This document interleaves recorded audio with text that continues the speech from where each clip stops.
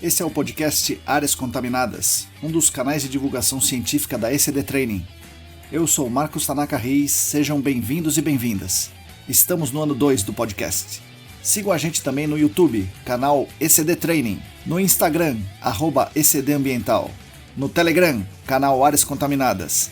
Assine a nossa newsletter e fiquem conectados. A trilha sonora foi composta pelos escalafobéticos Mauro Tanaka e Guilherme Durão, @Azalato-Sampa e @Guilherme.Durão. Nossa missão é fornecer conteúdo de qualidade para que vocês ganhem poder pelo conhecimento e ao mesmo tempo dar voz às pessoas do GAC, reconhecendo seu papel e importância pessoal e profissional. O podcast Áreas Contaminadas é um espaço aberto e democrático com opiniões diversas sobre temas ligados ao gerenciamento de áreas contaminadas e ao meio ambiente. Todos e todas são bem-vindos.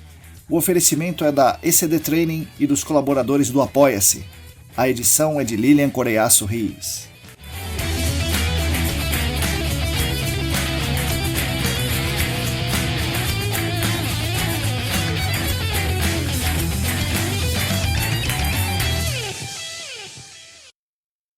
Olá! Para todo mundo que está aí lavando a louça, fazendo aquela faxina nos armários, ouvindo no metrô os episódios baixados, conferindo os perfis vindos do campo, bom dia, boa tarde, boa noite. Eu sou Marcos Tanaka Reis e esse é o episódio número 131 do podcast Áreas Contaminadas, editado por Lilian Coreiaço Rios e oferecido pelos nossos queridos colaboradores e colaboradoras no Apoia-se. O podcast Áreas Contaminadas conta com o patrocínio master da Clean Environment Brasil, que comercializa produtos e tecnologias para investigação e remediação de áreas contaminadas. Acesse o site da Clean em www.clean.com.br. Contamos também com muita alegria com os patrocinadores Ouro, Laboratório E-Consulting e a Vapor Solutions. E agradeço demais a atenção de todos e todas vocês nesses 131 episódios. É uma grande honra para nós ter vocês aqui com a gente.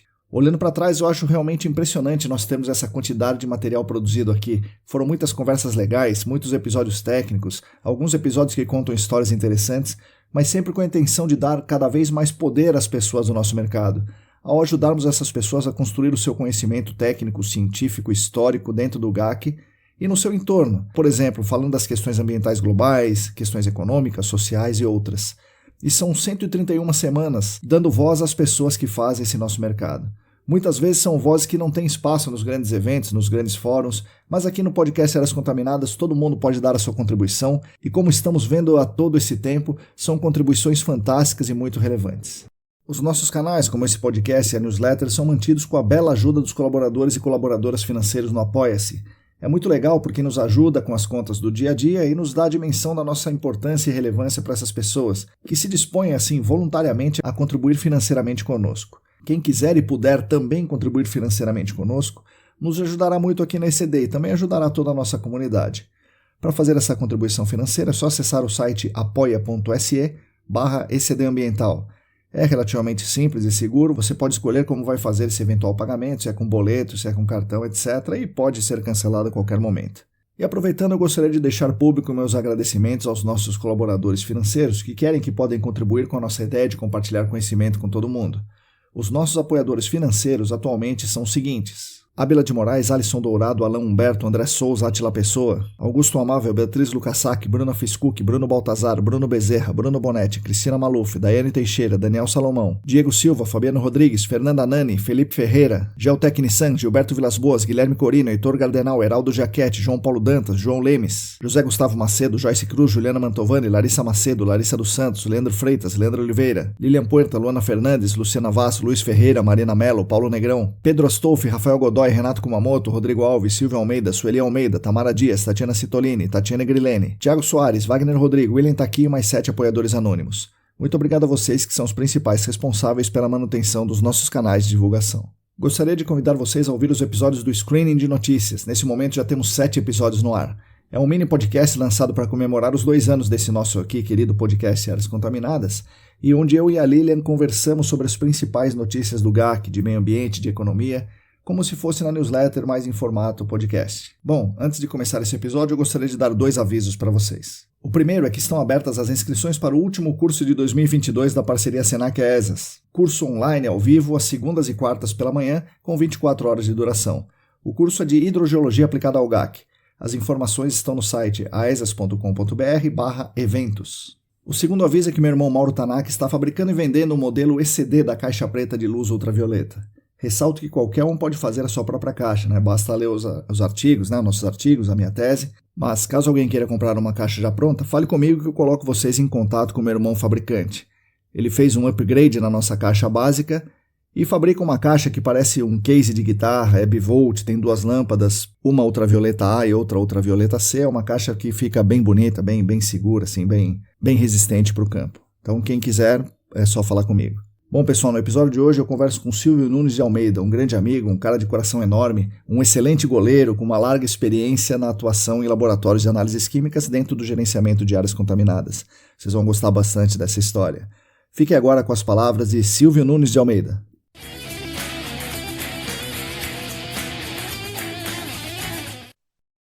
Oi, pessoal, bom dia, boa tarde, boa noite. Hoje eu estou com um convidado muito ilustre aqui, mais do que um convidado ilustre, eu estou com um amigo aqui, um cara que tem um coração enorme, né? Maior que o tamanho dele próprio, e um cara que me ensinou muito aí nessa jornada do gerenciamento de áreas contaminadas, continua me ensinando, realmente uma pessoa admirável, é o Silvio Almeida. Silvio, bom dia, boa tarde, boa noite, bem-vindo aqui ao podcast. Fala, Marcão, bom dia, boa tarde, boa noite. Obrigado pelas suas palavras aí. Na verdade, sou eu que agradeço a oportunidade aí de estar aqui nesse canal aí, tão admirável, de rico conteúdo, tão importante, né, para a nossa área de gerenciamento de áreas contaminadas aí.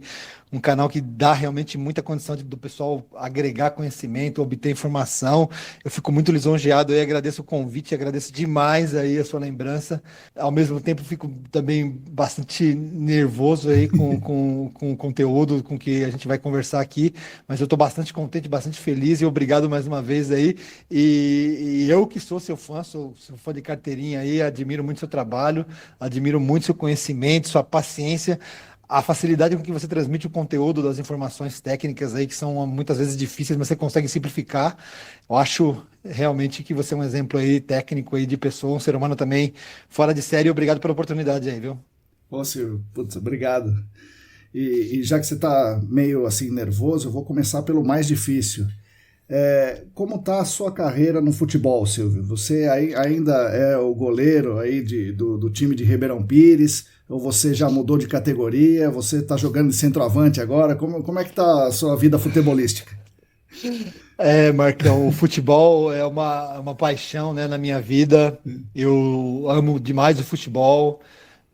Gosto muito de jogar, de assistir, né? Sou aficionado, um fã muito grande do esporte aí, né? Especialmente futebol, né? Hoje em dia eu jogo meu futebolzinho, eu jogo futebol lá em Ribeirão Pires, né? Todos os fins de semana eu tô lá no meu clube lá, sou goleiro, gosto de atuar, gosto de jogar. Durante a semana eu moro aqui em São Caetano, também no ABC, então durante a semana eu jogo por aqui também, às terças. Fim de semana eu tô lá, tô firme e forte no gol, jogando futebol. Apesar que o futebol já me deu algumas dores de cabeça, né? Já me deu algumas dores de cabeça. Eu tive que passar por 3 cirurgias aí devido ao futebol. Nossa, operei sim. uma vez cada ombro, mais a mão. Lesões aí que são características de quem joga futebol no gol, mas eu não vou largar, não vou deixar. Apesar de ter umas dificuldades com a minha mulher, minha filhinha aqui em casa, que às vezes é difícil conciliar a família com o futebol, mas eu tô lá firme e forte, seguindo nessa carreira aí e fazendo o que é uma coisa que me dá muito prazer, me desliga aí dos problemas e do mundo, descarrego minhas emoções lá e a gente vai seguindo firme e forte, jogando no gol.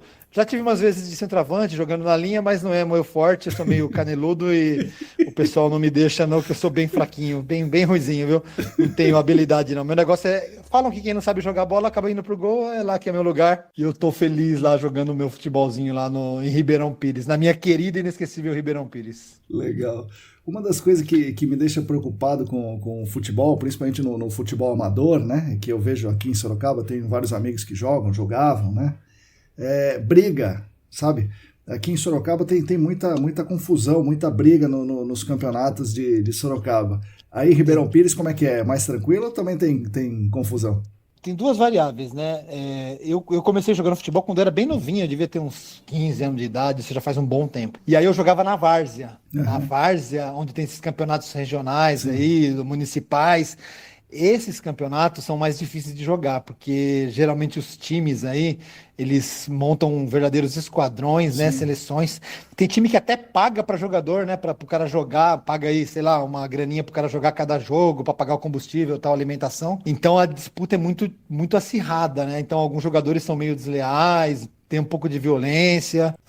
Então eu joguei alguns campeonatos assim, tive alguns problemas já cheguei a levar chute no rosto, né? Ixi. Pisada na mão, ameaça de morte. Isso aí já aconteceu já.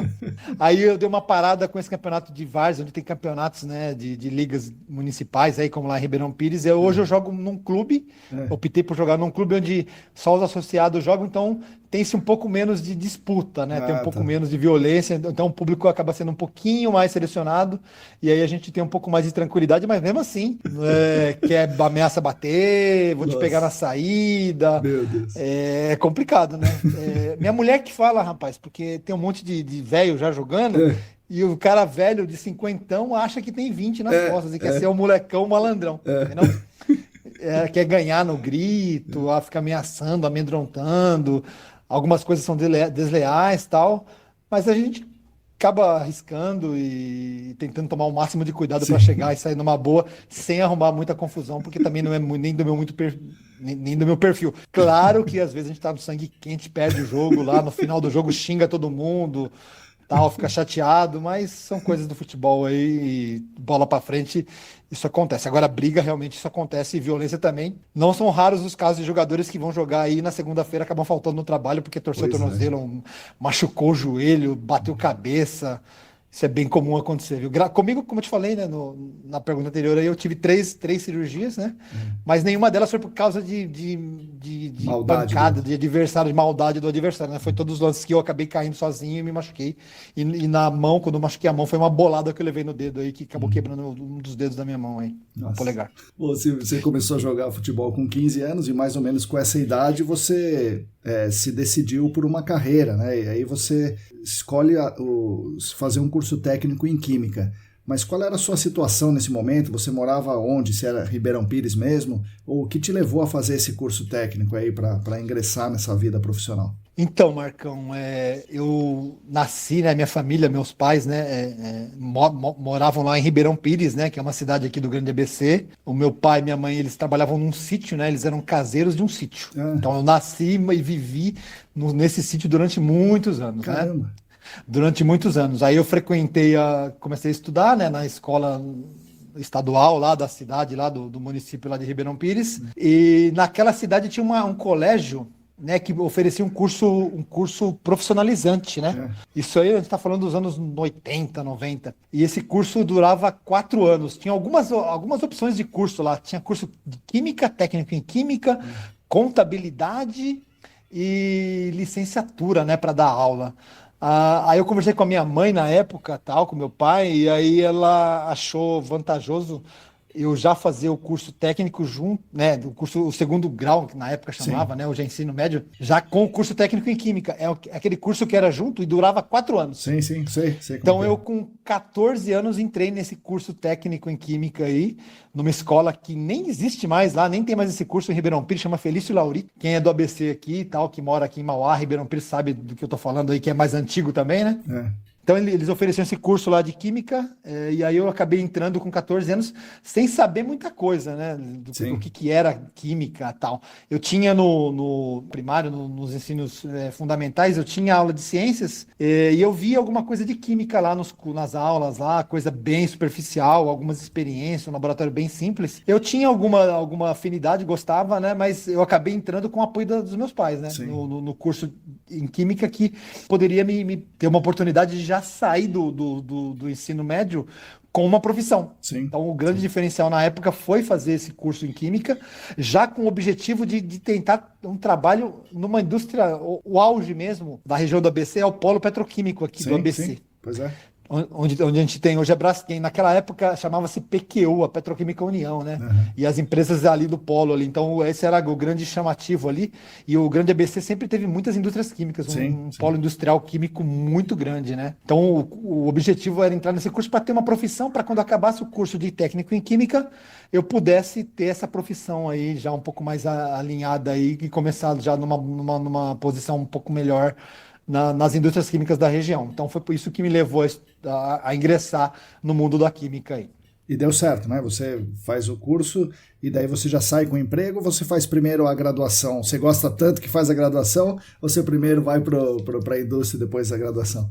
O curso de química naquela época, né? Hoje acho que nem é mais assim, durava 4 anos, né? Então é uma caminhada um pouco longa, né? Sim. São muitos anos estudando. E naquela época era obrigatório fazer um estágio, Sim, né? Um sim. estágio para você conseguir o seu diploma do curso técnico, né? E aí o patrão, né? O chefe do meu pai, ele trabalhava numa indústria farmacêutica aqui na região do ABC, né? Que É. chama-se, também nem existe mais, era Colinos, que hoje é Colgate. Certo, certo. A Colinas a marca foi comprada Pela pelo, isso. Colgate na época lá, tá ali na Via Anchieta, na rodovia É. Anchieta, ficava uma indústria lá. E aí eu consegui um estágio através desse patrão do meu pai, né? Que é o doutor José Wilson, o nome dele, jamais vou esquecer, devo muito a ele.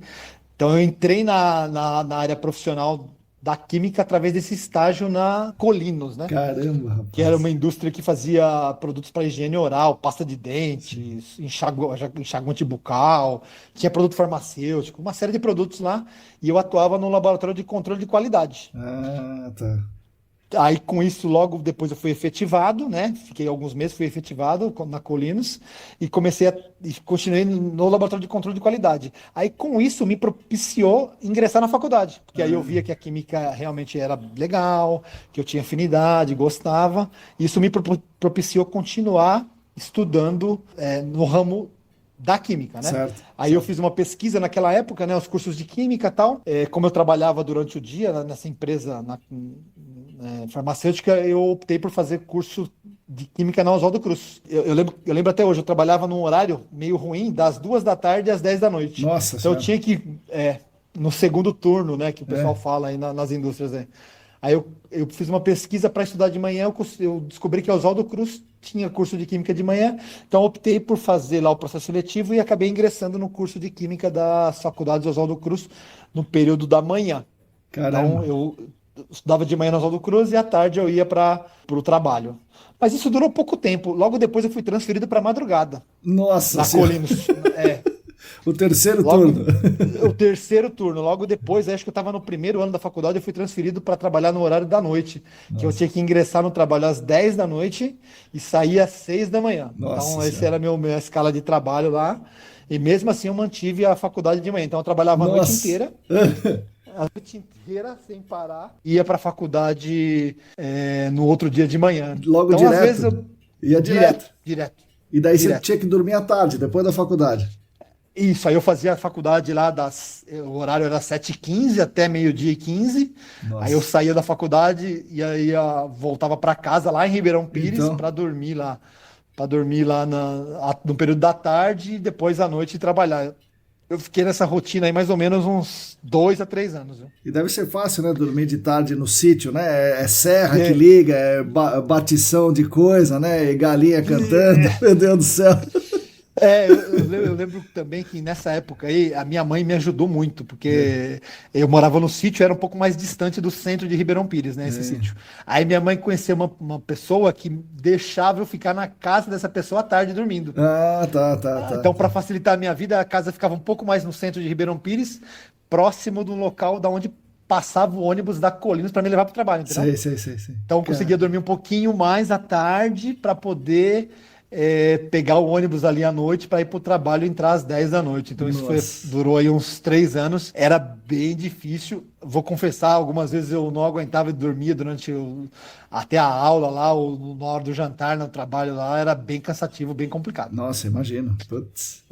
Mas nessa época eu era bem mais novo, tinha Sim. bastante pique, bastante força de vontade, né? Acreditava que a gente tinha que estudar para agregar conhecimento, se desenvolver, precisava trabalhar para poder pagar a faculdade, as coisas, né? Sim. Então era uma coisa legal, a empresa também era muito boa, então eu acabei ficando aí, ingressando e seguindo nesse ramo aí da parte industrial da química aí. E como é que você vai para a nossa área, para a parte de análises químicas, né, mais ambientais ainda? Não sei se já no gerenciamento de áreas contaminadas ou na química ambiental como um todo. Como é que você entra nessa? Então, Marcão, em 1995 eu trabalhava na Colinos, né? Uhum. E aí teve um problema lá que essa empresa foi comprada, né? Então a Colgate, na época, fez a aquisição da fábrica e nisso eles cortaram lá bastante gente e acabei saindo lá num corte que teve, né? Isso também é um negócio interessante, né? Quando tem essas reengenharia, fusões e tal, na verdade é um modo bonito de falar que metade vai embora, né? Metade vai ser Então, demitido. algumas vezes não acontece, mas nesse caso aí realmente aconteceu, né? Aconteceu. Então, na época que comprou lá, eu tinha alguns conhecidos lá, meus chefes, que eles falavam que o custo teria que ser reduzido, a parte pessoal também teria que ser dispensada uma parte, É. justamente para eles poderem unificar plantas, tal. A Colgate tinha uma planta aqui na Zona Oeste, iam juntar as duas operações, agrupar as duas operações numa só, tirar alguns produtos de linha, colocar outros, isso ia diminuir um pouco o nosso trabalho lá. Então, não só eu, mas como vários amigos da época lá acabaram saindo, né? E aí eu fiquei sem trabalhar. Por minha sorte, eu fazia Oswaldo Cruz, né? É. Aí logo depois eu percebi que estudando de manhã eu não ia conseguir um trabalho à noite ou à tarde, né? No profissional. Aí eu acabei migrando a faculdade para a noite, então fui estudar à noite, comecei a procurar emprego qualquer que fosse aí na área de química, que já estava aí na faculdade no segundo, terceiro ano. Aí uma amiga minha, chamada Emília Nakagawa, comentou, ela estava na minha sala, comentou que um laboratório que ficava dentro do Oswaldo Cruz estava com uma vaga lá, uma vaga aberta para estágio. Tem até o podcast da Marília, aí, a Marília Bernanzoni, que ela trabalhava no mesmo lugar que eu. Caramba, rapaz! E esse laboratório ficava dentro de um estacionamento da Oswaldo Cruz, ali na Barra Funda. E era um laboratório que não tinha uso lá, então a CEMIC, que era esse laboratório americano, ele abriu as suas operações nesse laboratório da faculdade. Então eles alugaram lá, ou reservaram o espaço e passaram a operar ali essa minha amiga levou o meu currículo lá, até uma outra pessoa que já foi citada aí pela Marília, né, que é a Adriana D'Agostinho, que ela era a gerente do laboratório lá. A gente fez uma entrevista, uma seleção, e aí ela me contratou para trabalhar como estagiário, na época na CEMIC, dentro ali da Oswaldo Cruz. Então eu ingressei na área de áreas contaminadas, fazendo esse estágio na CEMIC aí. Isso já faz aí quase 30 anos, né? E como é que era, Silvio? Porque também a gente tem entrevistado pessoas e conversado mesmo fora do ar com pessoas do início do gerenciamento de áreas contaminadas, né? Então eu falo bastante com o Rodrigo, é claro, né? Falo também com o Newton, com o Paulo Negrão e tal, Abdala, dos caras que estavam no início do gerenciamento de áreas contaminadas e não tinha nada, né? Daí cada um fala do seu segmento, o Paulo com as bombas, o Newton com a sondagem, o Rodrigo com o olhar de dentro do órgão ambiental da CETESB. Como é que era no laboratório? Não existia uma demanda para áreas contaminadas. Como é que começou a ter essa demanda e por que a CEMIC começou a operar com análises de água subterrânea, de solo, para áreas contaminadas? Não existia no Brasil? Como é que foi esse começo aqui? Marcão, nessa época aí, né, meados dos anos 90, eu diria que havia alguns laboratórios, né, de análises químicas ambientais no mercado. Um deles era o laboratório ambiental, que proporcionava análises, né? Não sei se a Ecolabor já existia nessa época aí. Então a gente tinha uma demanda, né? A CEMIC era uma empresa que tinha origem nos Estados Unidos, né? Então eles tinham um laboratório de análises lá e aqui era uma filial deles. O que me chamava a atenção naquela época, que hoje é diferente, é a parte comercial. Então naquele laboratório não existia uma parte comercial para focar em vendas de serviços. Isso não tinha. Então a demanda vinha assim meio que naturalmente, ou através de outros meios, né? Então a Adriana, que era a parte técnica, fazia a parte comercial, Naquela época não existia, né? A gente não tinha muito acesso à informação. A gente fazia as análises das amostras lá, mas muita gente não sabia de onde vinha, para onde ia, o que fazia, o que era feito com esse dado. Não se tinha tanta informação, né? Era uma coisa meio incipiente.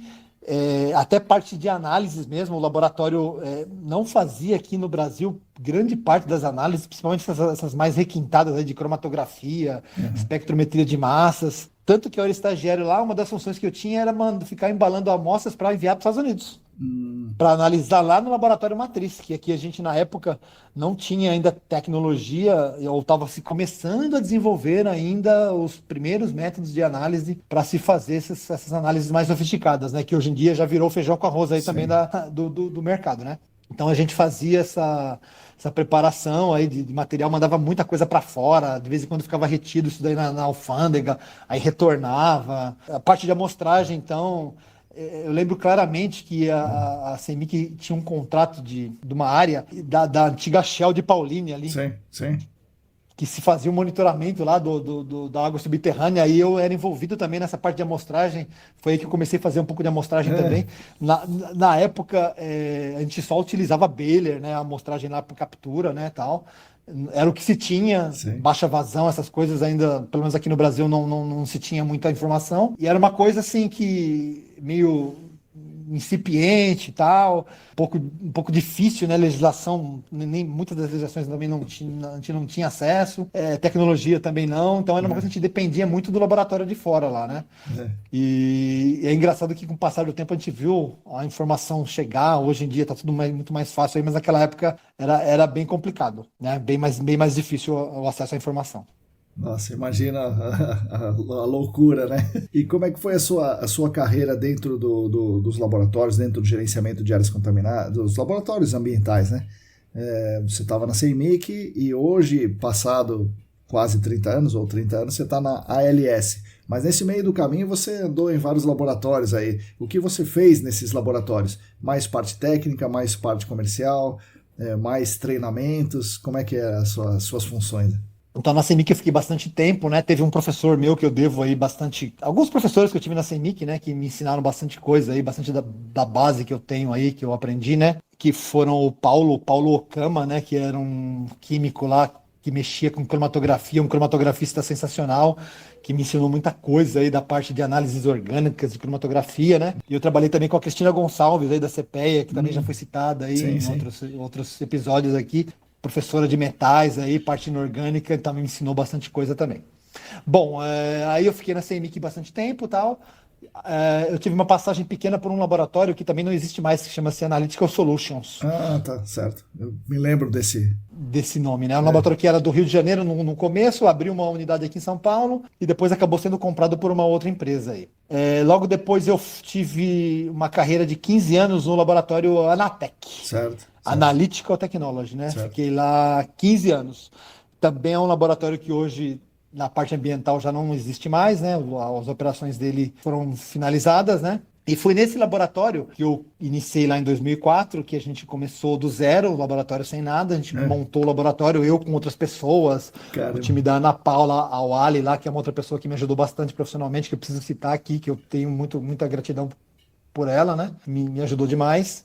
Aí nesse laboratório foi que a gente teve acesso a mais informação, a gente teve mais oportunidade de montar métodos analíticos, então eu tive que pegar equipamentos do zero lá e validar métodos, construir metodologias e tentar ajudar e desenvolver mais trabalhos para a gente oferecer mais serviços aí ao mercado, né? Nessa época aí, 2005 mais ou menos, aí a gente já falava de ISO 17025 em laboratórios, né? Sim.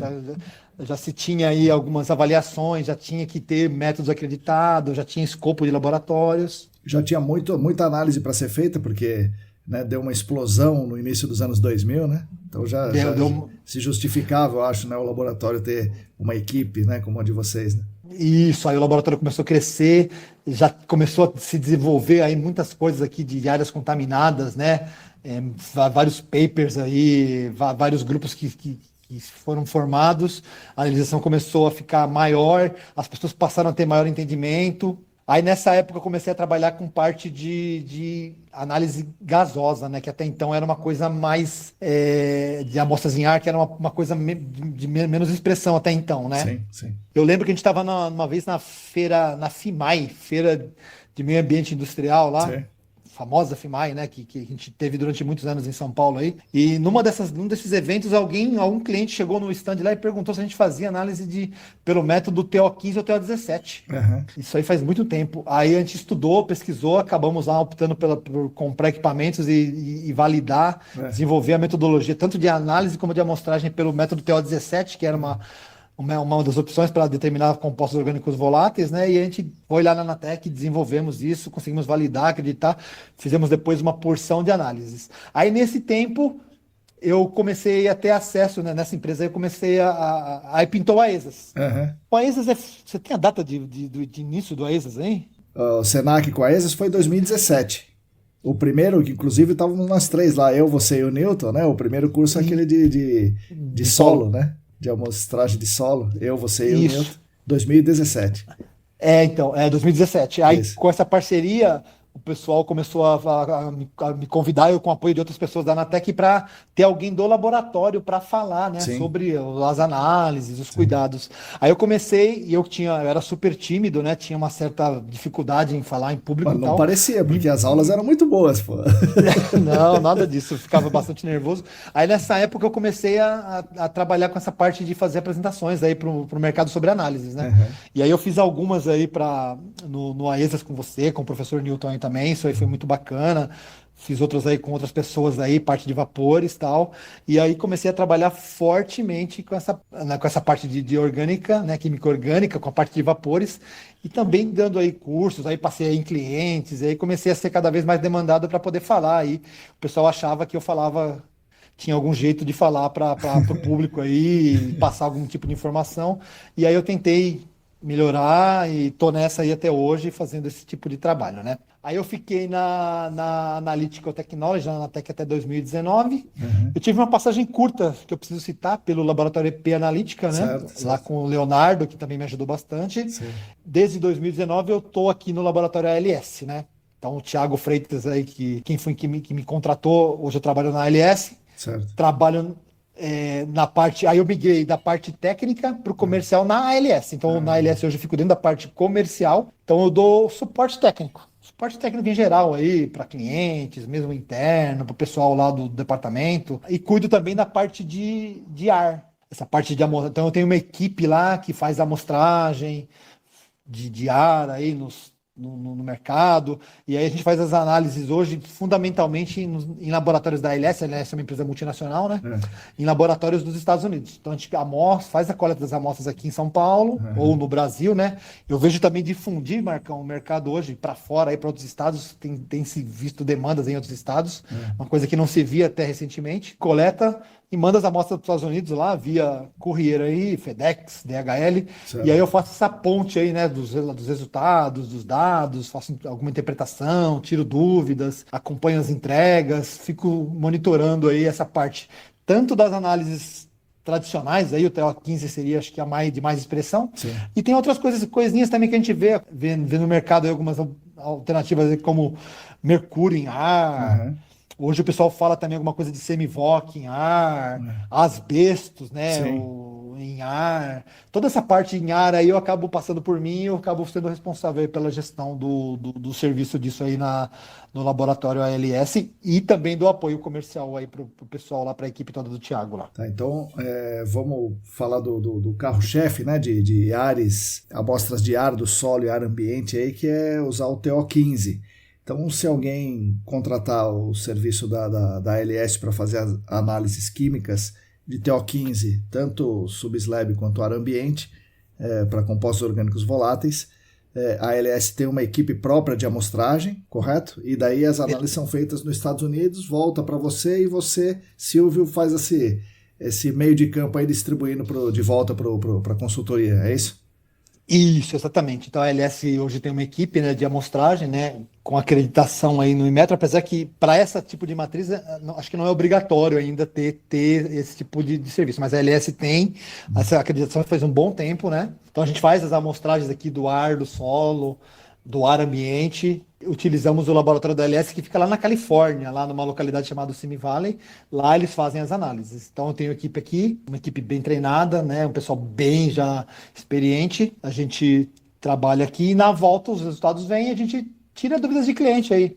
Sim. Confirma os resultados, verifica se está tudo ok, se o resultado deixou alguma dúvida, se está de acordo com o esperado, né? E aí eu faço esse meio campo aí também com uma tendência também comercial de precificar, de calcular, de informar aí e tirar quaisquer dúvidas que os clientes possam ter. Aí nesse meio tempo aí eu trouxe uma novidade aqui para a LS recentemente que a gente desenvolveu aqui a amostragem passiva, né? Que era um nicho que a gente observou que o mercado tinha espaço aí. Certo. E recentemente a gente passou a fazer a amostragem passiva aí com um amostrador que consegue, você já falou bastante aí nos seus podcasts que eu já ouvi, consegue reportar o resultado tanto em massa como concentração dos compostos aí no ar do solo fundamentalmente.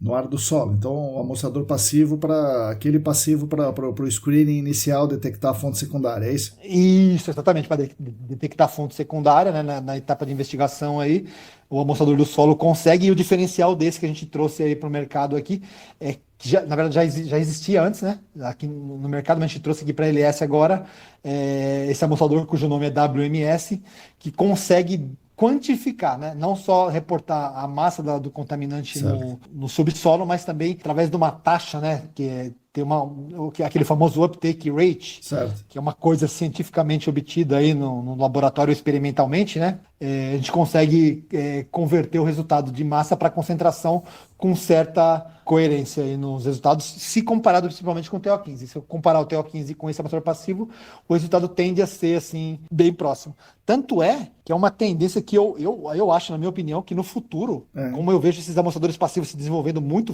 muito fortemente, né? A gente vê bastante webinar aí nos Estados Unidos, fora.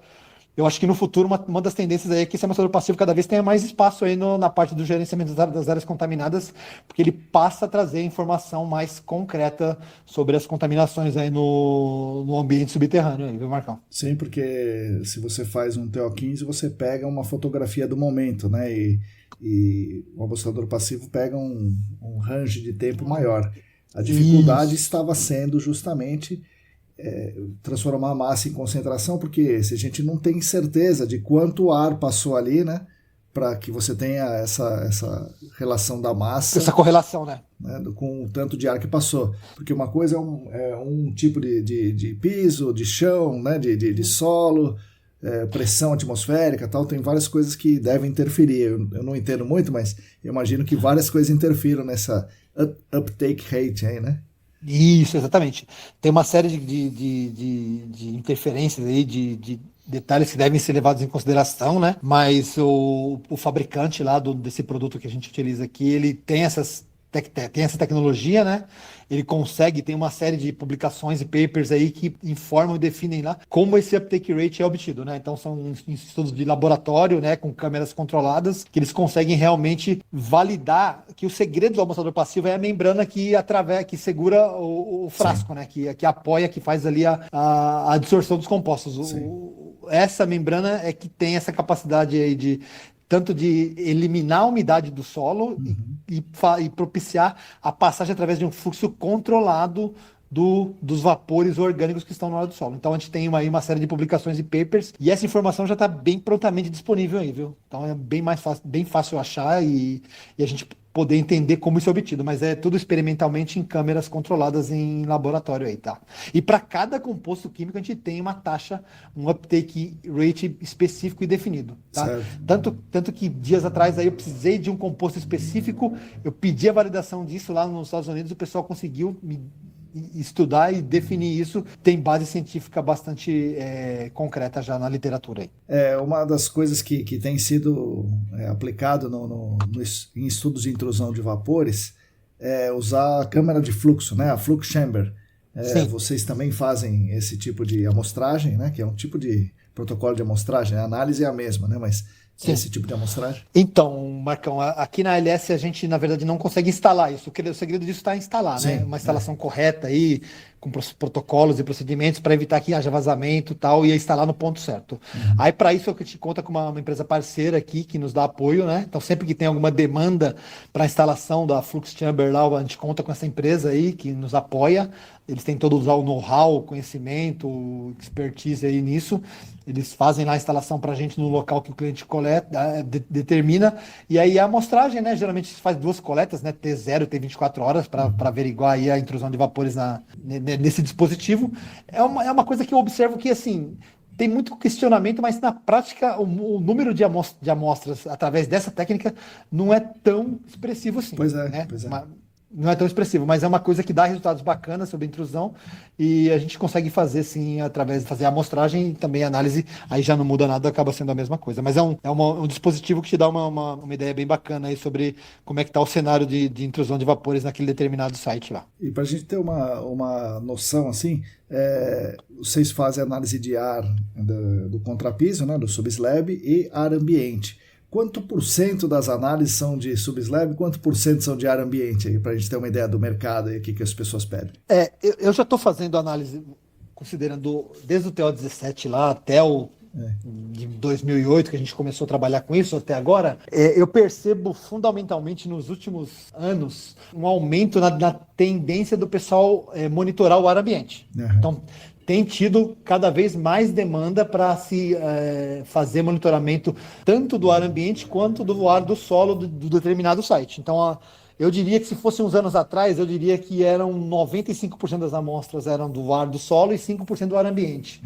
Hoje eu já diria, aí chutando num número aqui que eu possa avaliar aí, eu diria que hoje a gente já tem aí uns 20% de amostra de ar ambiente e uns 80% de ar do solo, aí é mais ou menos essa proporção que o pessoal tem estudado.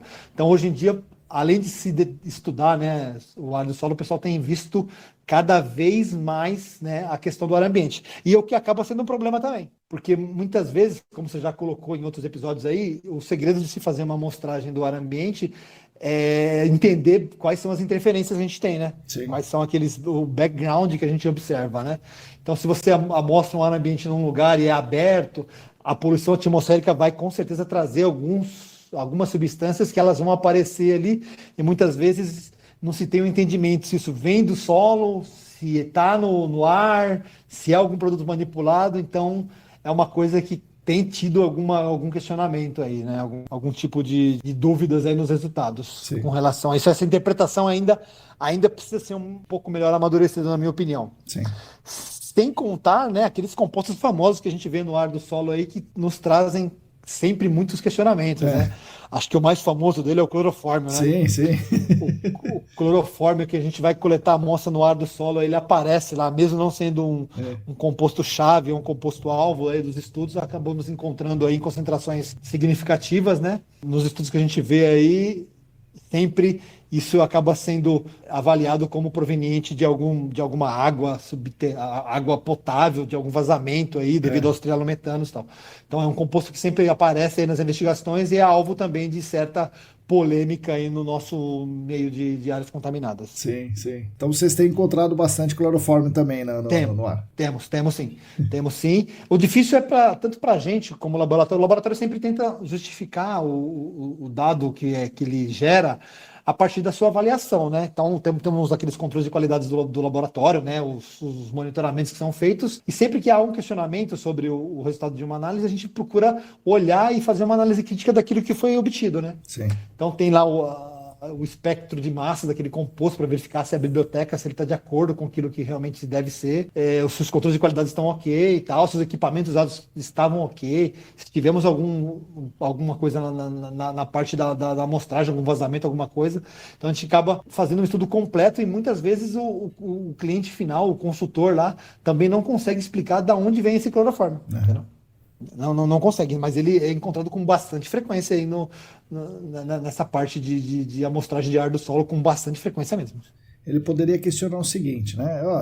Será que não estava no equipamento de amostragem esse clorofórmio? Será que não estava no canister? Né? Mas o laboratório tem como controlar isso, como saber que não estava no canister nem no equipamento de amostragem, não é? Isso, exatamente, né? Aqui na LS, por exemplo, a gente trabalha com aquela opção ao canister, né? Que são as Borovex, aqueles frascos evacuados de vidro, né? Certo. são todos validados, né, certificados, a gente utiliza frascos novos, né, a gente descontamina o sample trains lá e tenta validar com controle de qualidade. E isso não aparece, né, nos brancos internos que são feitos e nas análises corriqueiras do laboratório de controle de qualidade, né? Certo. Então o laboratório faz uma avaliação, avalia todos os seus materiais e insumos que são usados na amostragem e muitas vezes não encontra realmente de verdade a origem desse contaminante, não encontra. Então acaba se partindo para alguma bibliografia, algum estudo que se tem do caso aí do solo e muitas vezes a gente encontra realmente a informação de que esse composto é proveniente dessa fonte que eu te falei aí, que é da água potável aí. Isso certo. acaba acontecendo bastante.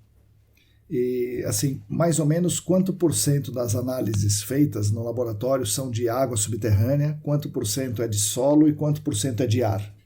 Vamos lá, eu acho que o carro-chefe, né, um número maior de amostras, com certeza, aí, até pelo número de amostras que a gente tem de água subterrânea, né? Sim. Eu poderia chutar aqui, vou chutar um valor, tá? Que sim. De repente pode ter alguma variação entre um laboratório e outro aí e tal. Eu diria aí hoje que uns 70% deve ser amostra de água subterrânea, água em geral, né? Porque a gente fala de água subterrânea, mas tem alguma coisa de água superficial, alguma coisa de efluente, água potável. Água eu diria que deve ser em torno de uns 70%, mais ou menos.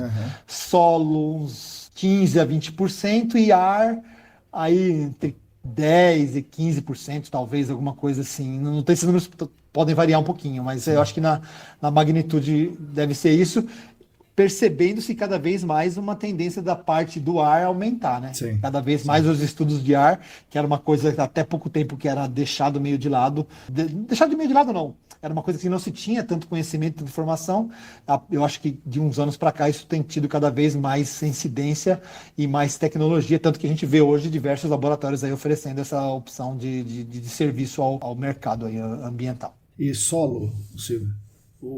A amostra de solo, a gente deu aquele curso junto, né, em 2017 e tal, e você ensinou bastante ali, a gente vem discutindo de lá para cá, faz 5 anos já, pelo menos. A gente fala que preservar a amostra de solo em área fonte muito contaminada, né, na área fonte é melhor usar o metanol, né, porque ele extrai tudo, né, ele extrai tudo, resumindo, né? E muita gente diz que metanol é ruim porque é muito difícil de levar para lá e para cá, aumenta o limite de quantificação e tal. Eu prefiro usar um outro método.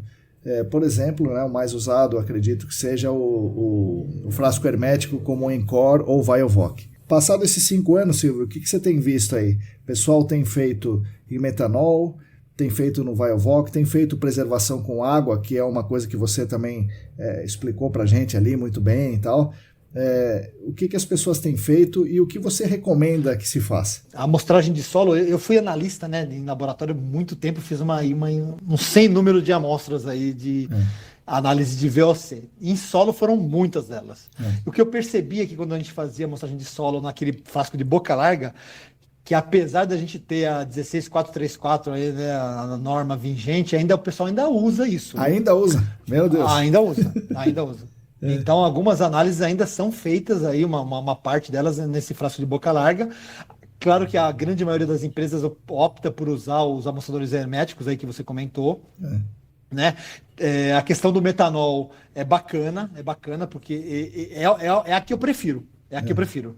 Mesmo a gente tendo aquele problema lá, como já foi falado, discutido aqui, que os limites de quantificação são um pouco elevados, né, devido aos processos de análise mesmo, que ocorrem durante a análise do metanol. Eu acho que o mercado tem seguido, né, a orientação. Se eu fosse optar, eu preferia, apesar das dificuldades do metanol de se manipular, de se transportar, se usar isso em campo, aquela famosa continha de 1 para 1 lá, o volume de metanol para volume de solo, isso aí sempre desperta dúvidas e, né, incertezas, então é sempre complicado, mas eu acho que o metanol dá um resultado melhor, porque eu acredito que a extração dele é bem mais efetiva. Sim. Bem mais efetiva. E isso eu acho que serviria. Porque se você pega uma amostra com muita contaminação, no meu ponto de vista, e você usa um amostrador hermético, ele pode trazer o resultado, você vai ter que repetir, diluir a amostra, muitas vezes extrair com metanol, né, para poder jogar isso dentro da curva de calibração. Mas eu vejo que o metanol dá resultados bacanas, bem representativos, porque a extração dele eu acho que é muito, muito, muito eficiente. E o mercado em si, né, tem se ser aperfeiçoado. Apesar como eu falei, ter usado ainda o flaço de boca larga, mas isso tem se reduzido aí gradativamente. E eu creio que quaisquer das metodologias trazem resultados bacanas, o hermético, o metanol, mas eu creio que o metanol, na minha concepção, se eu fosse avaliar, partiria dele primeiro, para se a gente não observa nada, aí refina com o amostrador hermético que te dá uma certeza melhor. Até porque o amostrador hermético também é complicado você manipular, né? O holding time dele é curto, né? Sim. Ou senão você tem que congelar com aquela mistura lá de água com sal, gelo com sal, né? Para abaixar a temperatura, para aumentar um pouquinho o holding time, mas isso também é complicado, é complexo. Não é tão simples fazer. Sim. Então eu acho que a questão do metanol é bacana, é bem legal. Vamos para um outro assunto meio difícil, né, dentro do laboratório, que é o TPH, né? Lá por 2017, na DD38, a CETESB diz que as pessoas têm que procurar os padrões legais, né, na CETESB ou no exterior. Sim. E lá em 2017 já tinha a EPA da região 9, né, os Regional Screening Levels, já tinha umas faixas de TPH, então as pessoas deveriam comparar com as faixas de TPH que tinha lá no Regional Screening Levels. Ainda assim, continuou um tempinho aqui, elas usando a antiga lista holandesa, né, para comparar amostras de solo e de água subterrânea. E aí, de uma hora para outra, não sei bem o que aconteceu, né, quais foram os fatores que envolveram, as pessoas passaram a entender que precisam sim usar as frações do TPH para comparar lá com o Regional Screening Levels, ou para fazer a avaliação de risco e tudo mais. Para solo e água, né? Primeiro para solo e água. Então, TPH para solo e água. Quais são as modalidades que as pessoas podem pedir para analisar? TPH total, TPH fingerprint e TPH fracionado. Mas eu ouvi dizer que tem 2 tipos de TPH fracionado, é isso? E qual dele é o correto para você comparar com esses Regional Screening Levels da EPA e com a planilha de avaliação de risco? Marcão, o famoso TPH aí, né? O famoso TPH sempre em alta aí nas discussões, né? Então, o TPH é uma coisa que é uma análise que ela tem sofrido realmente alguma variação nos últimos tempos aí. A ALS, os laboratórios aí, elas passaram a trabalhar com essas novas faixas aí que a EPA recomenda, que a CETESB hoje procura, né? Me chama a atenção que os limites definidos para essas faixas são bem menores, inferiores aí ao que a gente vê. Então, você conseguir com que o laboratório atinja esses limites realmente exige um esforço aí tecnológico, né, para a gente poder alcançar esses limites, essas faixas. Essas opções que você comentou aí do TPH total, TPH fracionado, TPH fingerprint, são análises que te trazem resultados, né? O fracionado te remete àquela fração aromática e alifática, né? Foi isso que você colocou aí. Então a gente consegue no laboratório separar essas duas faixas, né? Aí tem a parte aromática volátil, a parte alifática volátil, a parte alifática extraível ou extratível e a parte alifática e aromática também extratível, né? Então o laboratório ele teve que se capacitar meio que rapidamente aí para poder atender essas faixas, como eu te falei, os limites são bem mais baixos, né? Para a gente poder atender.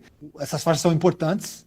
O mercado tem demandado, ainda assim, muita gente ainda não conhece essas faixas, mas o mercado tem demandado cada vez mais hoje um atingimento, né, nesses números e deixando um pouco o total para outra abordagem, né? Então, hoje, para cenários de comparação, o laboratório realmente precisa estar ali com metodologias que possam separar as faixas aí e reportar de acordo com o que pede, né, com o que está lá na CETESB e na EPA. Então, o laboratório hoje trabalha e tem que ter tecnologia suficiente para a gente chegar em limites aí que são realmente cada vez mais baixos e mais restritivos para a gente poder separar. E o TPH que realmente traz aquele comparativo, né, com respeito ao risco e o que a gente vê um número representativo de amostras é realmente o TPH fracionado que te dá aquelas frações, né, leves e médias e pesadas, né, dos aromáticos e alifáticos dos compostos. Isso aí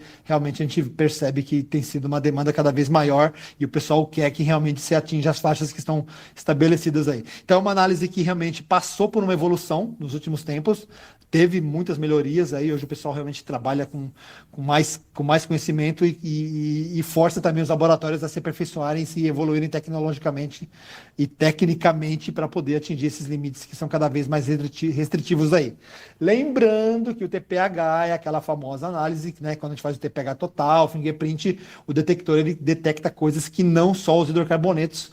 Isso está escrito no método 8015 lá, que é a referência sujeito a interferências na análise, né? Até por causa disso, muitas vezes lançar mão de tecnologias como cleanup, alguma coisa para isolar os hidrocarbonetos dos outros interferências que a gente pode ver aí nas amostras ambientais.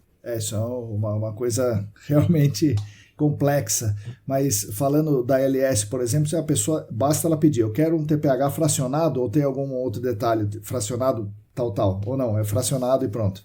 Então, o TPH fracionado na LS, a gente tem a versão atual que atende os limites, né, da CETESB e EPA, então o fracionado hoje já atende essas exigências aí do órgão ambiental. Pediu o TPH fracionado, que já remete automaticamente à CETESB, a não ser que o camarada, a não ser que o cliente ele queira realmente uma outra abordagem aí de outro tipo de faixa.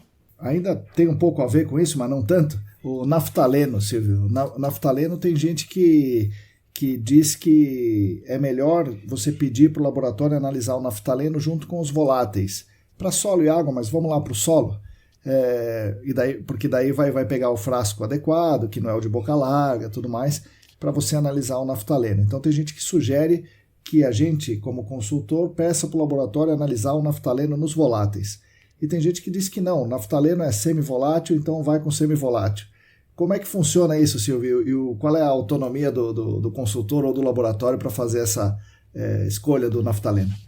Então, Marcão, o naftaleno é um composto realmente complexo, né? Porque ele é um dos voláteis mais pesados e ele é um dos semivoláteis mais leves, né? Então eles saem ele é detectado e quantificado nas duas metodologias. Em termos de quantificação, há quem defenda que ele deva ser interpretado nas análises no semivoc, porque você consegue um limite de quantificação inferior, porque você consegue concentrar mais a amostra, né? Então você parte lá de 1 litro de amostra de água no método tradicional e chega a 1 ml. Então você concentra mais vezes a amostra e por causa disso você tem um limite menor, né? Olhando para o lado do campo, é mais fácil você amostrar o solo, tanto a água ou o solo, e fazer pelo método de VOC, né? Que te dá uma facilidade maior na manipulação, tanto no VioVoc ali, ou num frasquinho de 40 ml no caso de água, né? Que te dá menor manipulação da amostra no laboratório, só que te dá, por outro lado, um limite de quantificação um pouco maior. Eu, como trabalhei bastante tempo no laboratório, sempre olhando essa parte dos voláteis, eu acho, se eu pudesse sugerir alguma coisa, eu prefiro que seja feito pelo VOC, porque você tem um pouco menos de manipulação da amostra no laboratório, né? Um pouco menos de perda também, e aí você consegue uma resolução bacana no VOC, apesar do limite de quantificação ser ligeiramente maior, porque você concentra ele menos vezes. O naftaleno, até fugindo um pouco aqui do tema, ele também é um problema no TO15, porque muitas vezes ele é detectado no ar aí, sim, no ar do solo, e sempre há algum questionamento se aquele composto realmente é proveniente do site ou se não é nenhuma incerteza do laboratório, viu? Mas como ele é volátil, ele poderia estar presente no ar, né? No ar do solo. Isso, poderia. sim. Até recentemente eu vi um trabalho que, inclusive, no ar atmosférico a gente tem naftaleno, né? Sim, e muitas vezes o pessoal coleta a amostra do ar ambiente em cenários aí, a gente acaba detectando o naftaleno e confirmando a sua presença através daquela análise crítica dos dados brutos que eu comentei anteriormente aqui. Então, o naftaleno é uma questão complexa, inclusive no ar. Mas na água e no solo, eu, se fosse sugerir, preferiria que fosse feito, apesar do limite ser um pouquinho maior, através dos VOCs, por causa dessa questão da manipulação interna no laboratório e talvez num resultado um pouco mais representativo na minha concepção. E quem define isso é o consultor. O consultor diz isso. O consultor geralmente procura o laboratório, e aí a gente passa as opções, o laboratório passa as opções, né, daquilo que tem disponível, dos limites, tal, isso está em escopo também, né?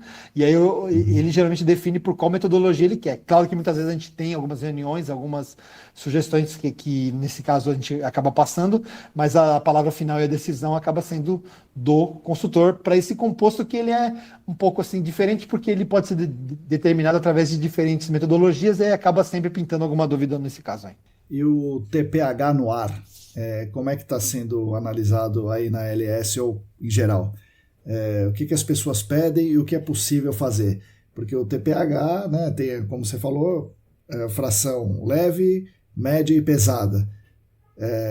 Alifático e aromático. Quais dessas entram na análise do ar? Quais delas são possíveis do TO15 identificar, sei lá, quantificar, etc. Recentemente até tivemos um curso de TPH aí do AESAS, né, que inclusive você ministrou lá. Eu percebi que os laboratórios ainda não estão falando a mesma língua, né? Cada laboratório, como no caso de água e solo, cada laboratório tem a sua tendência. Aqui na LS, né, a gente trabalha com faixas de TPH que vão até o C12, que são as faixas mais voláteis, né? Há quem defenda aí no APH, né, que é o TPH em inglês, que você defenda que essas são as faixas adequadas para se fazer. Então aqui na LS a gente analisa faixas alifáticas e aromáticas que vão do carbono 5 até o carbono 12. Então você tem faixas específicas aí separadas, né, que são de acordo com Massachusetts. Então a gente tem uma metodologia que atende lá uma das variáveis lá dos Estados Unidos, que é Massachusetts. Essa é uma das opções que a gente tem visto cada vez mais o pessoal pedir. Muita gente pergunta, questiona se o TPH é feito, tal, como é que é, se dá para fazer no ar, se atende a CETESB, e se atende a EPA e tudo. Então a gente tem opções aqui na LS, a gente tem duas opções. Aqui a gente vê mais o mercado utilizar são essas faixas que compreendem frações alifáticas e aromáticas entre C5 a C12. Apesar que a LS tem uma outra opção, essa o pessoal pergunta também, e a gente oferece, que vai do carbono 4 até o carbono 16. Até o carbono 16. Só que essas faixas entre o 12 e o 16 são aquelas faixas menos voláteis e por isso mesmo com um pouco mais de incerteza. Então, existe essa opção. Existe a metodologia, né, que acaba utilizando para amostragem a mesma metodologia do TO15, utiliza a mesma premissa para amostrar, e no laboratório para fazer análise, aí utiliza uma metodologia específica para isso, para essa finalidade aí. Então, esses são os cenários que a gente tem de TPH aí, os dois tipos de trabalho, e que são mais ou menos coerentes com o que a gente vê no mercado aí, muda uma faixa ou outra, mas como existem aí no mercado, como existe para a parte de água e de solo, sempre uma variaçãozinha entre uma faixa e outra, aí o consultor ou a consultoria tem que avaliar exatamente o que atende melhor a ele. E nesse caso, quem escolhe novamente é a consultoria. A consultoria fala, olha, eu quero do C4 ao C16, ou então ela fala, eu quero do C5 ao C12. Isso, exatamente. A consultoria acaba decidindo, o laboratório ele oferece e fala aquilo que ele tem no seu serviço ou tem no seu escopo, né, para poder atender aquela determinada demanda, e a palavra final sempre acaba ficando aí com o consultor, porque ele que vai no final tomar a decisão e avaliar os dados que o laboratório gerou com base em alguma legislação ou alguma planilha, alguma coisa do gênero. Então ele precisa ter essa definição do que vai ser. O laboratório sugere, conversa, orienta, passa tecnicamente quais são as vantagens e desvantagens de uma metodologia ou de outra, mas a palavra final e a decisão acaba ficando mais pelo lado da consultoria sempre. Um dos dois é mais caro que o outro ou não? Tem uma diferença aí entre preços, né? Esse TPH que tem essa versão que vai do carbono 5 ao carbono 12 acaba tendo uma diferença, acaba sendo um pouco menos caro, vamos dizer assim, e esse que vai do carbono 4 ao carbono 16, eu acabei não citando aqui, mas esse daí tem versões, fração total de hidrocarbonetos, fração alifática e fração aromática. Como ele é mais trabalhoso a sua quantificação no laboratório, ele acaba tendo um custo maior, até porque envolve mais padrões gasosos mais caros, tal, e aí por causa disso o custo é maior. E lembrando, salientando aqui que a ALS faz essas análises no laboratório da filial lá na Califórnia, que era um laboratório que a ALS adquiriu um tempo atrás, que era aquele antigo Columbia Services, CAS, Columbia Analytical Services, o CAS Lab, que a ALS comprou, e é lá que são feitas essas análises aí. Silvio, você já está um belo tempo no mercado, né, e nos laboratórios. Como é que você vê o mercado de laboratórios e o mercado do gerenciamento de áreas contaminadas em geral desde de 95 para cá? Cresceu, é claro, mas cresceu e melhorou, ou cresceu e as pessoas estão fazendo só o que o órgão ambiental manda, ou as pessoas estão estudando mais, a tecnologia melhorou ou não melhorou tanto? Como é que você vê a evolução do mercado? Olha, Marcão, nesses quase 30 anos que eu estou trabalhando no laboratório, eu observei assim, um salto de qualidade de tecnologia dos laboratórios muito grande mesmo. Então, hoje, os laboratórios eles procuram, né, se antenar aí no que o mercado, né, tá falando, no que o mercado está pedindo, nas demandas que são crescentes aí, nas demandas que deverão ser tendências para o futuro, né? Temos os contaminantes emergentes hoje saindo aí, o PFAS aí, como falam, o PFAS é um deles. A gente tem outras famílias aí de fármacos e outras substâncias, né, que no futuro terão que ser observadas, terão que ser analisadas, e os laboratórios hoje procuram se aperfeiçoar. Então eu vejo hoje uma preocupação grande em atender a demanda, porque aquele laboratório que não consegue atender a uma demanda, ele fica fora do mercado, né? Fica fora do mercado, aí ele acaba sendo relegado aí, fica meio atrasado em relação aos competidores. Então a gente vê uma forte concorrência hoje na área técnica, né? O laboratório aí procura ser eficiente nos seus prazos, nos seus preços, nos seus diferenciais, nos limites menores. Então, hoje em dia, tem-se realmente uma tendência dos laboratórios se desenvolverem, buscarem informação. A gente vê os laboratórios cada vez mais presentes aí nas mesas redondas, nas discussões. O pessoal do laboratório tem sede de informação, quer entender o que acontece fora da porta do laboratório, por que aquela amostra chegou ali, o que vai ser feito com aquele resultado. Então, sim, é uma tendência hoje meio que sem volta aí do laboratório se envolver mais nas decisões, nas discussões, se aproximar do cliente, discutir, informar, tirar dúvidas, sugerir, né, a melhor opção analítica para aquele caso ou para aquele determinada situação.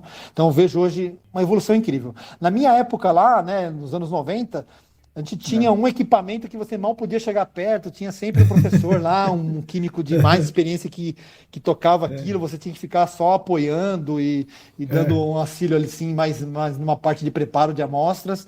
Hoje em dia a tecnologia já cresceu, os laboratórios com acesso a equipamentos muito modernos aí, e os químicos aí, e os profissionais que lidam com isso, com acesso à manipulação, acesso à informação.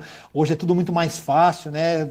A informação está aí disponível, muita gente vai atrás, procura, se aperfeiçoa. Eu trabalhei com vários químicos que hoje em dia já estão no lado da consultoria para ajudar a consultoria a entender, a tirar dúvidas ali, sim, compreender melhor um laudo de análise, a compreender melhor a forma que é feita uma análise, e com isso tomar a decisão mais assertiva no seu monitoramento ali de determinado site. Então eu enxergo hoje o laboratório como uma fonte realmente de informação bastante confiável, né? Os laboratórios hoje eles precisam realmente ter tecnologia e possuem capacidade de fornecer a informação realmente no momento que o cliente quer, com a confiabilidade que o cliente precisa, para ele ter que tomar a decisão mais precisa possível. Claro que o laboratório, como qualquer tipo de operação, ele é sujeito a falhas e sujeito a erros, e o diferencial é aquele laboratório que consegue entender isso, consegue trabalhar nos seus pontos fracos, né, e consegue buscar sempre aquela melhoria contínua para que ele possa, de alguma maneira, oferecer aí ao seu cliente aquele resultado que seja o mais assertivo possível, pois, afinal de contas, o cliente vai pegar aquele resultado e com isso ele vai decidir se aquela população, se aquele determinado ponto, determinado site é passível de alguma remediação, de alguma interferência ali para poder sanar ou diminuir algum tipo de mal ao meio ambiente, ao homem, né? E como é que você está vendo a busca ou o mercado, né, as demandas pelos contaminantes emergentes, especificamente pelos PFAS ou PFAS? As pessoas têm procurado isso? E a ALS está preparada para isso? Consegue analisar nos limites malucos ali, muito baixos? Tem acreditação para isso? Como é que está esse burburinho do mercado e como é que está a ALS frente a esse desafio?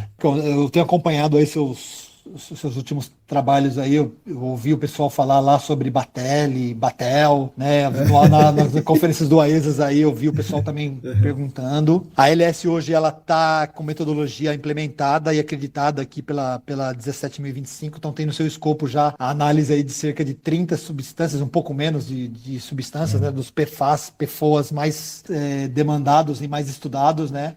Então o mercado hoje pergunta bastante. Eu tenho conversado com diversas pessoas, né? Então a ALS consegue hoje oferecer essa análise local aqui em São Paulo, no laboratório aqui na Zona Norte desses PFAS, né? Em amostras ambientais. Consegue atender isso. Eu vejo o mercado perguntar demais. Como é uma análise que demanda investimento muito alto, são equipamentos de muita tecnologia, padrões analíticos usados muito caros também, é uma análise que ainda tem um custo um pouco elevado, mas o mercado, há quem defenda que isso daí vai demorar um pouco ainda para entrar, né? Enquanto não tiver uma legislação, enquanto isso aí não tiver na CETESB ou em alguma legislação, o cliente não vai analisar isso. A gente vê as empresas que trabalham isso invariavelmente é porque tem uma unidade no exterior, ou a matriz no exterior, que acaba orientando aqui a sua empresa aqui local a se investigar isso, porque já passou por problemas lá fora, já teve algum tipo de problemática lá no exterior, então a maior parte das demandas que a gente observa são dessas empresas internacionais. Mas, na minha concepção, eu vejo que é um contaminante problemático, difícil e que precisa ser logo menos aí levado mais em consideração e ser avaliado com mais cuidado aí nos estudos ambientais, sim. E que realmente a gente force as empresas aí a poder trabalhar e investigar esse composto, essa série de compostos aí no meio ambiente.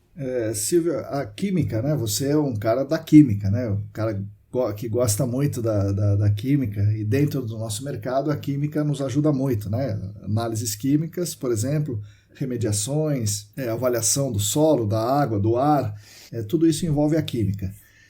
Porém, lá em 1962, a Raquel Carson escreve o livro dela, Primavera Silenciosa, que fala dos problemas que a indústria química iria causar, e acabou realmente causando, né, que são as áreas contaminadas.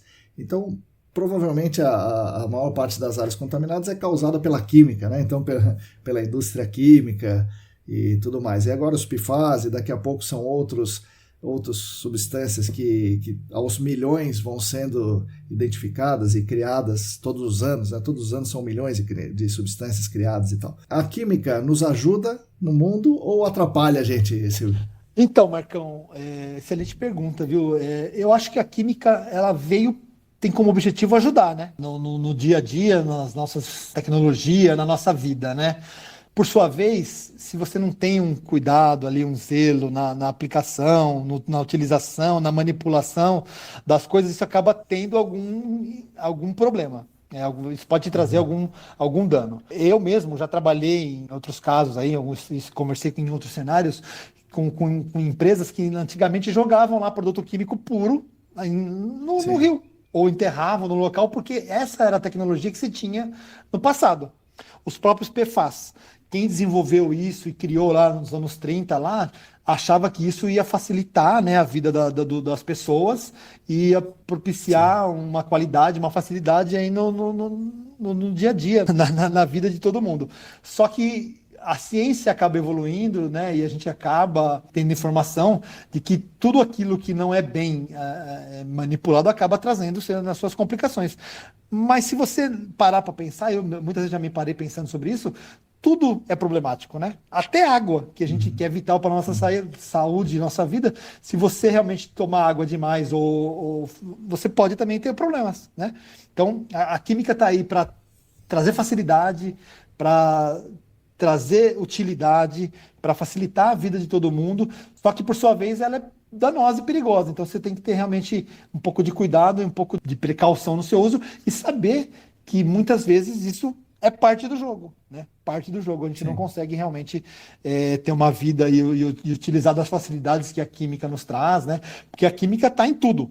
Só que isso daí você acaba tendo que pagar um precinho extra, porque ela pode trazer realmente algum tipo de malefício aí à nossa vida. Mas é uma pergunta difícil que exige aí realmente bastante reflexão, né? sobre isso, porque se a gente parar para pensar, o objetivo não é fazer mal, mas acaba, por outro lado, tendo Sim. algum tipo de ação e reação, né? Você acaba tendo uma reação Sim. ali sobre aquilo que você utilizou de uma maneira que foi impensada, né? Mas a química não tem culpa, coitado. Não tem culpa, né? Como a gente viveria se não fosse a química? Né? Não teríamos condição. Mas ela nos ajuda também, né? A própria Sim, química que sim. traz as soluções para o dia a dia é a química que também traz ferramentas para você diagnosticar que aquilo não tá bom, né? Sim, sim. Até para a nossa saúde. Se não fosse a química lá, a farmácia, para fazer os nossos exames lá de sangue e determinar se você está bem ou mal, você também não teria como saber né, como é que estão as coisas. Então é uma pergunta complicada e que exige muita reflexão aí, viu? Muita reflexão. Mas a química, na minha concepção, é a base de tudo, porque eu vejo química em tudo. Bom, Silvio, agora você tem uma oportunidade de me fazer uma pergunta. Já que eu te bombardeei de pergunta aqui o episódio inteiro, agora você pode fazer uma pergunta para mim aqui. Marcão, é difícil isso. Eu tenho, na verdade, uma série de perguntas para te fazer. Opa, vamos lá. Você me perguntou muito de laboratórios, né? Laboratório, o que atende e tal, como é que funciona. Eu queria saber, na sua concepção, o que seria um laboratório ideal? Essa é a primeira pergunta. O que seria um laboratório ideal na sua concepção? Na área que você trabalha, o que seria, você que já trabalhou com diversos laboratórios, o que seria um laboratório ideal para você? Caramba, Silvio, puxa vida. Não sei se eu consigo responder a pergunta. Bom, em tese, assim, né, como linhas gerais, né, tem que ser um laboratório tecnicamente muito bom, então que as pessoas que estão lá saibam o que estão fazendo, não só o que elas estão fazendo, assim, mexer nos botões do equipamento que ela opera, mas entender muito bem sobre o que nós estamos querendo fazer, né?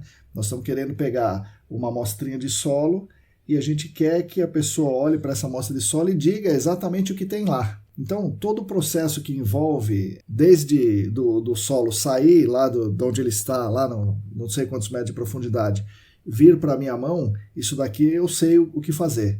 A partir do momento que ele está na minha mão e eu preciso mandar para o laboratório quantificar o que tem lá, identificar e quantificar o que tem lá, aí eu não sei, eu preciso que o laboratório saiba muito bem como fazer isso. Então, primeira coisa, tecnicamente o laboratório tem que saber disso tudo. Sim, tá certo, tem que fornecer um produto de extrema qualidade, né? Extrema confiabilidade, como eu falei aí durante a nossa conversa, você vai tomar suas decisões todas baseadas naquele número que vem lá no laboratório, se ele tem que ter o máximo de confiança possível nos seus dados que são reportados. Então é isso que você espera. Isso. Ao mesmo tempo ele tem que saber o que ele está fazendo, tem a qualidade, ele tem que ter também a humildade de saber que eu sei algumas coisas que ele não sabe, né? Então o diálogo também é importante, né? Acho que basicamente isso.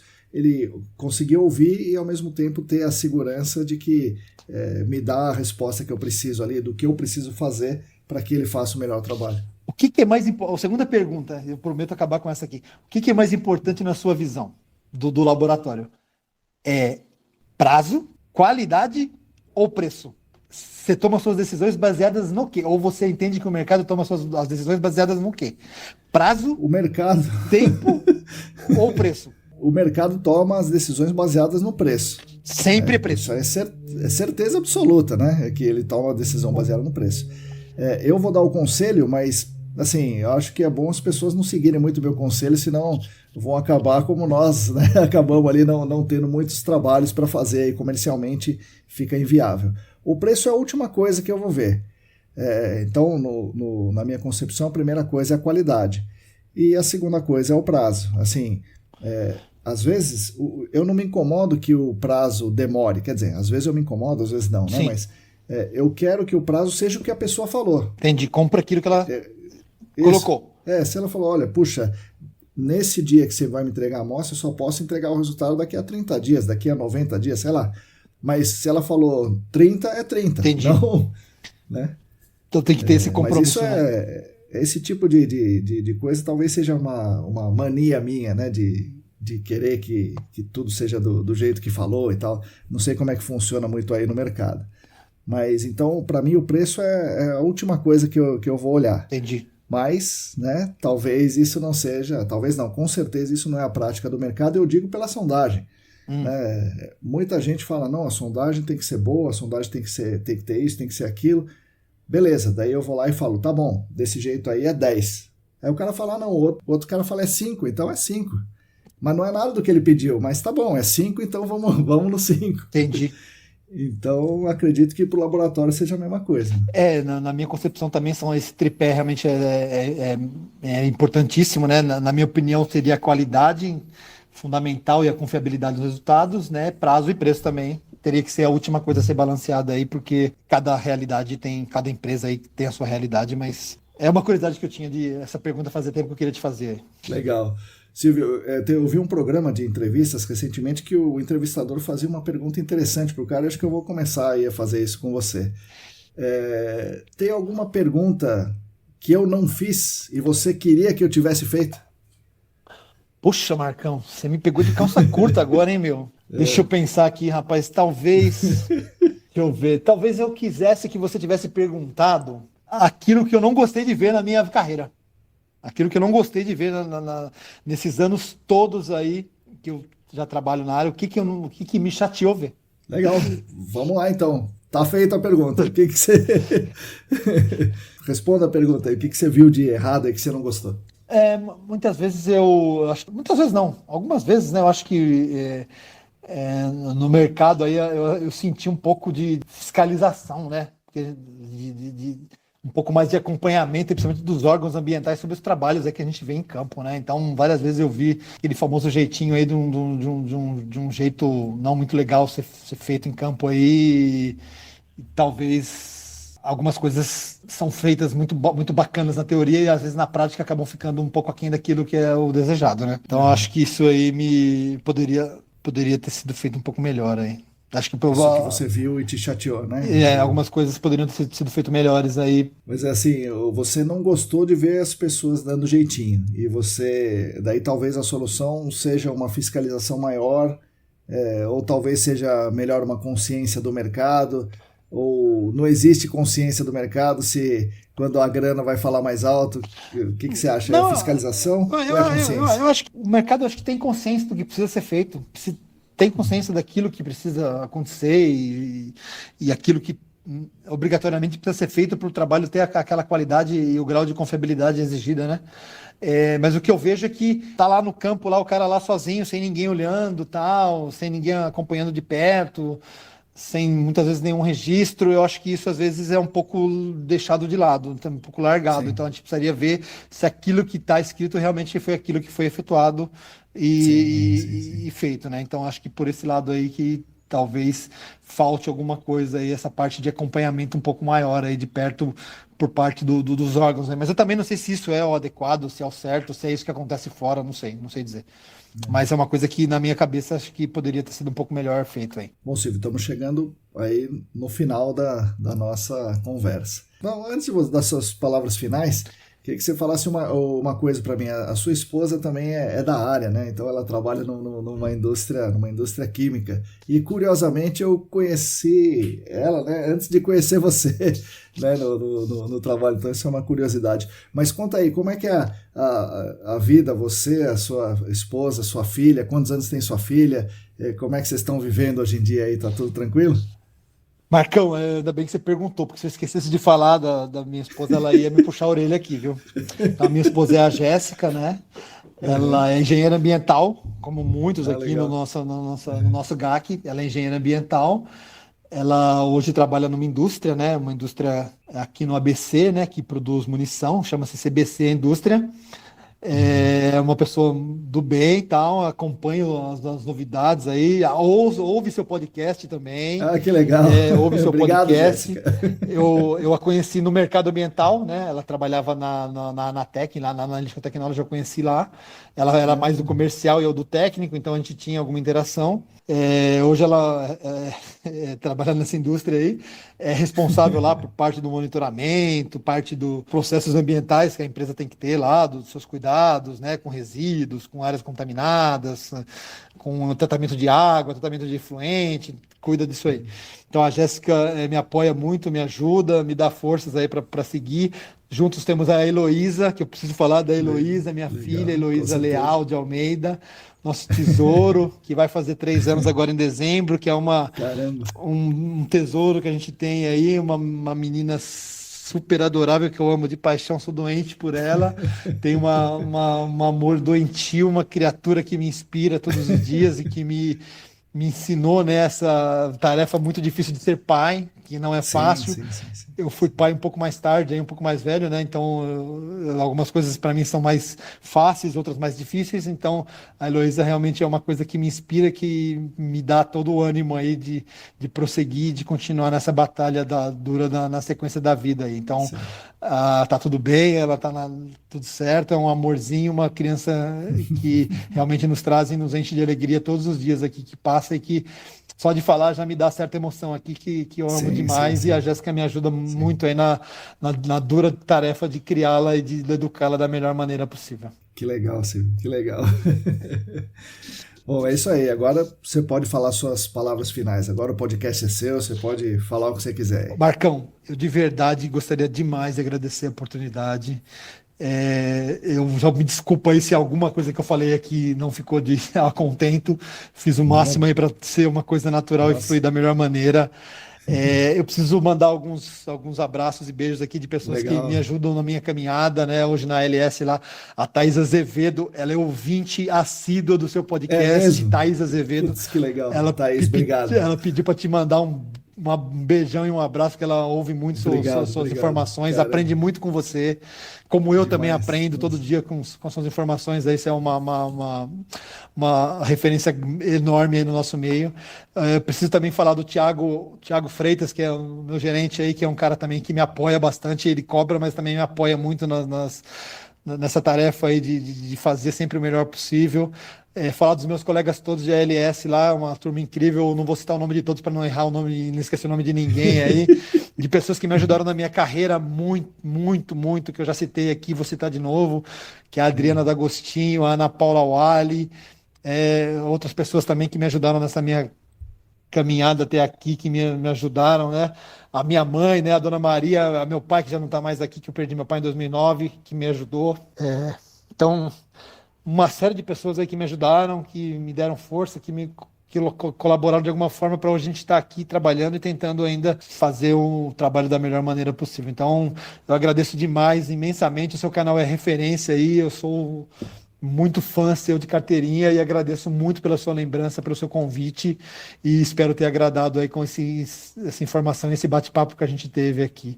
E até por considerar que outras referências que já citou, que já passaram por aqui, o professor Newton, o Rodrigo Cunha e outras figuras assim de enorme conhecimento e referências no setor, na área de gerenciamento de áreas contaminadas, que passaram por aqui, e as quais eu me espelho e que eu busco informação aí no dia a dia aí. E muito obrigado mais uma vez, e eu fico muito agradecido pelo convite aí, pela lembrança. Tá bem, Marcão? Pô, legal, Silvio. Poxa, demais, gostei demais. Um abraço para Thaís e para Jéssica e para Heloísa. E muito obrigado. Obrigado por toda a ajuda que você tem dado aí. Valeu. Valeu, Marcão. Fico à disposição. O meu nome aqui é Silvio Almeida, mas nas minhas redes eu sou Silvio Nunes, porque meu nome é Silvio Nunes de Almeida. Então lá no LinkedIn, no Instagram, tá como Silvio Nunes. E meu nome aqui tá Silvio Almeida, porque na empresa eles pegam o primeiro e último nome lá para o meu e-mail, meu login. Eu agradeço demais e fico à disposição sempre que for possível. Marcão, muito obrigado mais uma vez, e Deus abençoe aí sempre a sua vida e sua caminhada aí. Um abraço grande no seu coração e na da sua família aí, tá bem? Um abraço grande. Bom, pessoal, espero que vocês também tenham gostado da nossa conversa. E eu vou começar aqui agradecendo a Thaís Azevedo pela audiência. O Silvio falou bem sobre a Thaís, que gosta bastante dos nossos podcasts. Thaís, obrigado aí pelo apoio, pela audiência e por discutir os nossos episódios. Bom, agradeço demais ao Silvio pela conversa, né? Foi muito legal, né? Agradeço pela conversa, também pela generosidade e por compartilhar conosco suas histórias, suas ideias e informações sobre o mercado do GAC, primeiro do mercado como um todo, especialmente sobre o mercado dos laboratórios. Eu aprendi muito com essa conversa, da mesma forma que eu aprendo sempre que eu falo com o Silvio. Aprendo muito com os aspectos técnicos. Ele falou aí TPH, PFAS, Uptake Rate, amostrador passivo, detalhes das análises do ar, preservação de amostra de solo, mas eu aprendi ainda mais ouvindo sobre a força e a perseverança que ele demonstrou trabalhando em turnos malucos enquanto buscava sua qualificação, sua qualificação técnica, qualificação profissional. Então, se hoje ele é uma verdadeira autoridade nesse assunto, foi certamente à custa de muito trabalho e horas de sono perdidas nas tardes de Ribeirão Pires. Espero que o Silvio continue defendendo suas ideias e o fazer o certo com a mesma qualidade que ele defende o gol nos campos de Ribeirão Pires. Com certeza seu pai está junto com a Dona Maria, com a Jéssica e com a Heloísa, todos muito orgulhosos do profissional e do homem que ele se tornou. Eu mesmo estou orgulhoso de ter conversado com ele aqui. Agradeço mais uma vez a atenção de todos e todas vocês. Aguardo suas críticas, sugestões, comentários, opiniões e tudo mais. Agradeço novamente aos nossos patrocinadores, a Clean Environment Brasil como patrocinadora Master, o Laboratório Consulting e a Vapor Solutions como patrocinadores Ouro. Nós da ECD Training, junto com vocês, continuaremos lutando por um mundo melhor e mais justo para todos e todas e para as futuras gerações. Sigam a gente no YouTube, Telegram, Facebook, Instagram, assinem a nossa newsletter e fiquem conectados. Repetindo, se você quiser e se você puder, contribua financeiramente conosco. Entre no site apoia.se/ECD Ambiental. A todos e todas vocês, muito obrigado e até a semana que vem.